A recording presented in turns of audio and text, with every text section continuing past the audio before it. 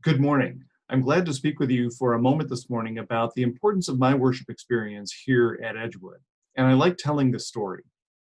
It was almost 20 years ago when I decided I was ready to begin looking for my own church home.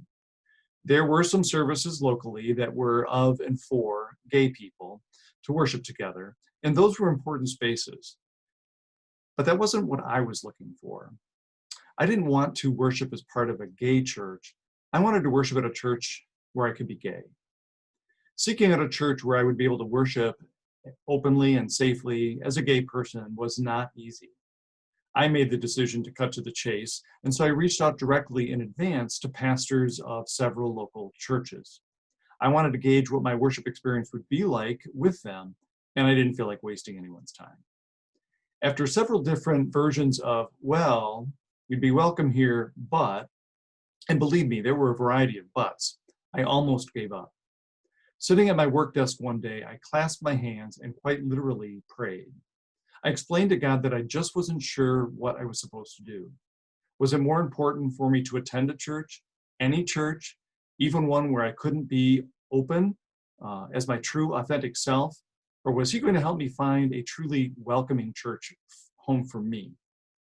Less than an hour later, seriously, my desk phone rang. It was a return call from a pastor who was glad to hear from me, promised me unconditional love and support as a congregation, and asked me to give them a chance. I checked out Edgewood after that and knew from my first coffee hour that I had indeed found my church home. My worship experience with Edgewood is very important to me, and all of you are a very important part of that. Even during these times when we can't be together, perhaps especially now, knowing that I'm not alone, that Edgewood is a safe space for me to worship, and I'm surrounded by one of the most loving and diverse groups of people I can imagine, well, it helps me through days and weeks. And I do indeed look forward to my Sundays at Edgewood. I love my Edgewood home. Thank you for listening. Hi. The niche that I've found to serve our church is worship. Worship is the interface between our social action and our faith. It's what makes us different from a nice community organization, a worthwhile charity, a political action committee. It's where we find our purpose, our energy, our joy to persevere in loving individuals and our world, to continue working toward that elusive, just peace. Two important and expensive components of worship are personnel who bring us years of education, experience, and prayerful consideration each week, and our physical space, the circular pews, the communion table, the skylight,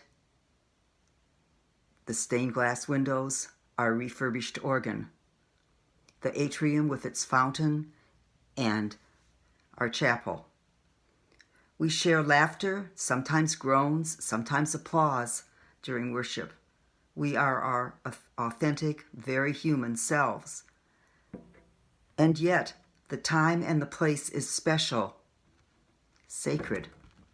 I personally receive intellectual stimulation, friendship, a not-so-gentle nudge from my comfort and my timidness, and a soothing of my spirit.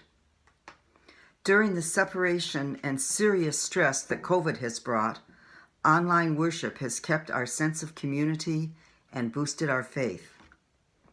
Until the cold weather and the renewed surge of the virus shut it down, the careful but in-person outdoor worship on Wednesdays has been a treasure.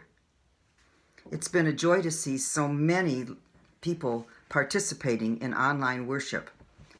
I've also appreciated how Liz speaks from different locations in the church and gives us a chance to see the building that we are all missing. Worship is one facet of Edgewood, one of the many reasons Ed and I gladly choose to give our money and our effort. We encourage each of you, if it's at all possible, to pledge your financial support in whatever amount is right for you. Thank you. The earliest Christians worshipped in their homes. Those who carried out the purposes of God would share with them and teach. Because they were few in number, being a daily community was very important. They would often eat together and pray. They chose to share their possessions for the benefit of people and situations where there was need.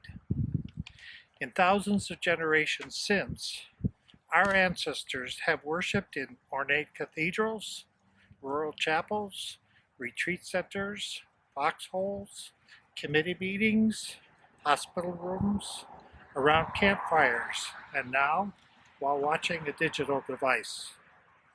Typically, these gatherings include witnessing, teaching, prayer, often breaking bread together. Our ancestors continue to choose to share their possessions for the benefit of people and situations where there was need.